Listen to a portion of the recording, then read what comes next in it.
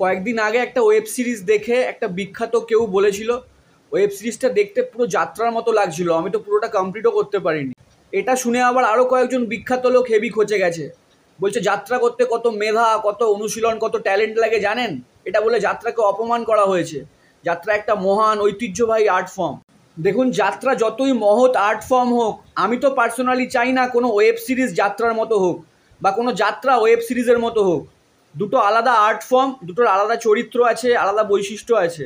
আমি যদি রেস্টুরেন্টে খেতে খেতে বলি বিরিয়ানিটা পুরো পায়েসের মতো খেতে হয়েছে, আমি তো পুরোটা খেতেও পারলাম না, অমনি চারজন রে রে করে তেড়ে আসবে, কি আপনি পায়েসকে অবমাননা করলেন?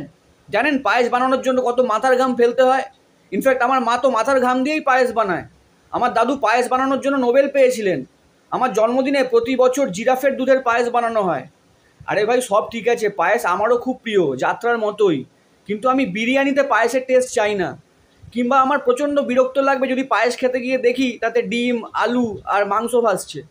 যাহা বাহান্ন তাহা তিপ্পান্ন, কিন্তু যাহা পলান্ন তাহা পরমান্ন নয়। যদি না এই এক্সপেরিমেন্টটা কেউ ডেলিবারেটলি ইচ্ছাকৃতভাবে করে, মানে আমি একটা শঙ্কর প্রজাতির এক্সপেরিমেন্টাল খাবার বানিয়েছি যার নাম বিরিয়ানি বা বায়েস। মানে কেউ বলতেই পারে ঋত্বিক ঘটকের সিনেমা কি কিছু ক্ষেত্রে যাত্রার মতো লাউড নয়, বা তাতে কি মেলোড্রামা থাকতো না? হ্যাঁ থাকতো, কিন্তু এই শৈল্পিক মিশ্রণটা উনি করতেন ইন্টেনশনালি। ওটা হইচইয়ের ঢপের সিরিজের মতো আনতাবড়ি নয়। কেউ যদি ক্রিকেট মাঠে ব্যাট করার সময় বলটা পা দিয়ে লাথি মেরে দেয় আর আম্পায়ার বলে এই এটা ফুটবল খেলা নয়, তোমায় কিন্তু এলবিডব্লিউ দিয়ে দেবো, তাহলে কি ব্যাটসম্যান বলবে আপনি ফুটবলের মতো মহান খেলাকে অপমান করছেন কেন? আরে ফুটবল ক্রিকেট দুটোই মহান খেলা, কিন্তু দুটোর তো আলাদা নিয়ম আছে নাকি?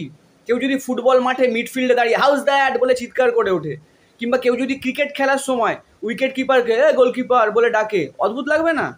এ প্রসঙ্গে মনে পড়লো আমার এক পরিচিত একবার চারপাশের রাজনৈতিক সামাজিক পরিস্থিতি দেখে ফেসবুকে পোস্ট দিয়েছিল, মনে হচ্ছে চারিদিকে সার্কাস চলছে। তার নিচে আমার আর এক পরিচিত এসে কমেন্ট করেছে, সার্কাস মোটেই কোনো অপরিকল্পিত অসংলগ্ন বিষয় নয়, সার্কাস করতেও যথেষ্ট পরিকল্পনা, পরিশ্রম, প্রতিভা লাগে। আরে ভাই, সব বুঝলাম, কিন্তু তা বলে রাজনীতিতে সার্কাস দেখতে হবে? আর সার্কাসে গিয়ে রাজনীতি? তাহলে হাতিকে আর কাকাতুয়াকে ভোটে দাঁড় করিয়ে দাও, আর সার্কাসের স্টেজে বিজেপির নেতারা তৃণমূল নেতাদের পিঠে চেপে লাফিয়ে লাফিয়ে সিপিএম নেতাদের টপকানোর খেলা দেখাক। মোদ্দা বিষয় হলো, আমি বলতে চাইছি কথ্য ভাষায় ছোটোখাটো ভুল না ধরে আমাদের কথার মূল ইন্টেনশনটাই বোঝা উচিত।